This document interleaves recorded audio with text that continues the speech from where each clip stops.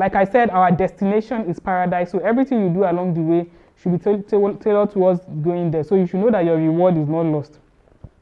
So there is hope for your weary heart, no matter how tired you are. So even if you have not picked up your Quran in the last 2 years, it can happen.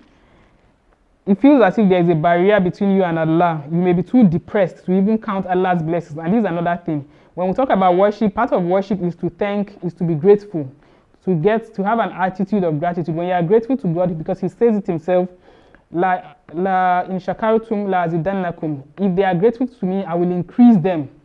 So you have to be grateful for the things you have. So yes, things are not financially okay. Your husband is not behaving the way he's supposed to behave. Your wife is giving you attitude that is really draining you. Some men will tell you, in fact, the reason I can't go home and the reason why I'm having high blood pressure is because of kind of trouble that my wife gives me. She doesn't give me rest of mind.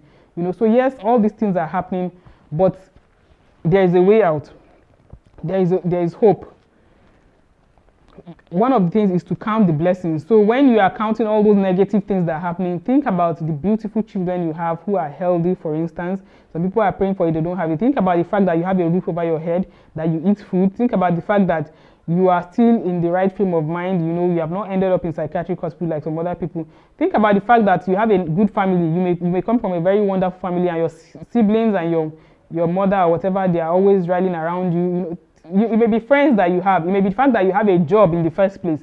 Because it could be all bad and you will not even have a job or a source of income and all that. So yes, home is not palatable right now, but there are things you have. So you count. When you start to count those blessings, you will see that your blessings will increase.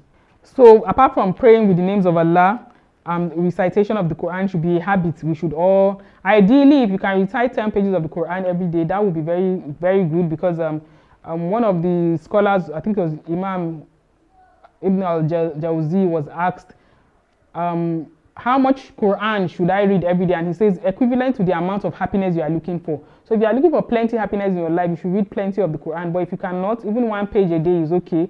Even 1 sentence has a reward for those who cannot read it fluently. So you need to try, no matter the marriage stress, child-rearing troubles, and everything that drain your time and your energy, maybe it's your job, you need to try to connect yourself with the Quran, learn more about it. If you are in an area where you can attend Islamia, all fine and good, whatever it is, find a way to continue to learn how you can get closer to God, because at the end of the day, He is your anchor. An anchor is the thing that keeps you rooted and grounded at a spot so that you will not be carried away by the ocean of problems.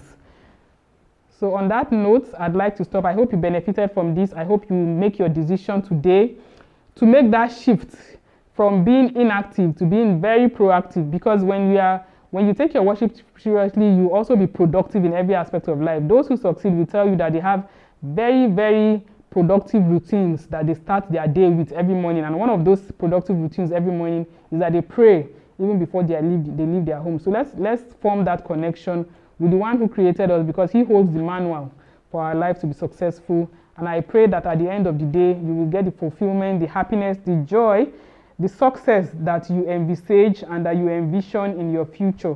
This is hoping that in the next few years you would have positive, good testimonies and oral evidence of what Allah has been able to do in your life. On that note, I say, فَسُبْحَانَكَ اللَّهُمَّ وَبِحَمْدِكَ أَشْهَدُ أَنْ لَا إِلَهَ إِلَّا أَنْتَ أَسْتَغْفِرُكَ وَأَتُوبُ إِلَيْكَ. This is wishing your success always. Assalamu alaikum.